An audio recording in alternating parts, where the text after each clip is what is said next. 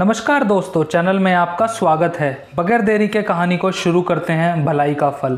दोस्तों, एक छोटे से गांव में दूर हरा भरा जंगल था जिसमें एक बौद्ध भिक्षु और उनका शिष्य रहा करता था जिसका नाम आनंद था। वह काफ़ी युवा था और बौद्ध भिक्षु की हर प्रकार से मदद करता था, जबकि दूसरी तरफ बौद्ध भिक्षु की काफ़ी उम्र हो गई थी। लेकिन बौद्ध भिक्षु की एक बात बहुत ज़्यादा मशहूर थी कि जब भी वह ध्यान में बैठते हैं तो वह भविष्य को देख पाते हैं।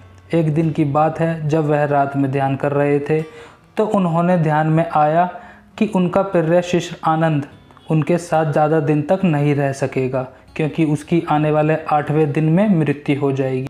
बौद्ध भिक्षु पहले परेशान हुए और आनंद को बुलाया, अपने पास बिठाया और मीठी प्यारी बातें कहीं। लेकिन उनको पता था कि अगर मैं इस बात को आनंद को बता दूंगा तो आनंद परेशान हो जाएगा।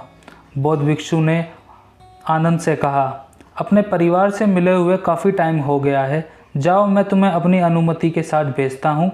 एक हफ्ते अपने परिवार के साथ रहने के बाद मेरे पास 8वें दिन जरूर आना। बौद्ध भिक्षु के चरण स्पर्श करके आनंद अपने घर की तरफ निकल गया। आनंद को यह बात समझ नहीं आ रही थी कि मुझे घर पर क्यों भेज रहे हैं गुरुजी, लेकिन आज्ञा का पालन करते हुए आनंद अपने घर चला गया। अपने परिवार वालों से मिलकर उसका एक हफ्ता इस प्रकार बीता, आनंद को पता नहीं चला और वह 8वें दिन वहाँ से चल दिया।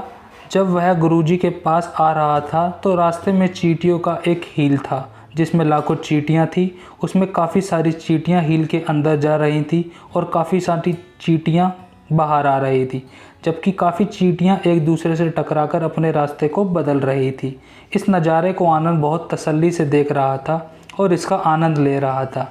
इस नज़ारे को काफ़ी देर देखने के बाद आनंद का ध्यान चींटियों का हील नदी के बहुत पास बना हुआ था और उसका पानी चींटियों की हील को टच करने के बहुत नज़दीक था। आनंद ने सोचा कि कोई भी एक तेज़ लहर चींटियों के हील के पूरे झुंड को एक बारी में नष्ट कर देगी और जिससे चींटियों की काफ़ी संख्या में मौत हो जाएंगी। आनंद ने अपने कपड़े उतारे और चींटी के हील के पास मिट्टी से एक घेरा बना दिया और उसी के पास एक छोटी सी पानी जाने की जगह भी बना दी, जिसमें चींटियों को कोई दिक्कत ना हो और उनकी ज़िंदगी सलामत रहे। इसी बीच को याद आया कि गुरुजी के पास जाने में मैं कहीं देर ना हो जाए। वह गुरुजी के तरफ चल दिया, जबकि दूसरी तरफ बौद्ध भिक्षु इंतज़ार कर रहे थे कि आनंद का 8वां दिन बीतने पर भी जब आनंद नहीं आया तो बौद्ध भिक्षु समझ गए जिसका उनको डर था उसके साथ वही ना हुआ हो। अगली प्रातः सुबह बौद्ध भिक्षु उठे और सामने से अपने शिष्य आनंद को आते हुए देखा। वह खुशी से झूम उठे। आनंद ने आकर गुरुजी के चरण स्पर्श किए, लेकिन बौद्ध भिक्षु इस बात से भी चिंतित थे कि 8वें दिन बीतने के बाद भी मेरा शिष्य जीवित कैसे है। बौद्ध भिक्षु ने आनंद से कहा, तुमने यहाँ से जाने के बाद जो भी किया है मुझे विस्तार से बताओ। तब आनंद ने चींटी वाली कहानी गुरुजी को सुनाई। कहानी सुनते ही गुरुजी समझ गए आनंद ने लाखों चींटियों की जान बचाई है, उसी की वजह से इसको जीवन लंबा मिला है।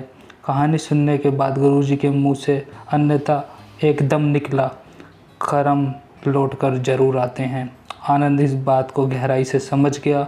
दोस्तों, इसी प्रकार किसी भी जीवन में परेशानी उत्पन्न करोगे तो वह परेशानी आपके जीवन में लौट कर जरूर आएगी।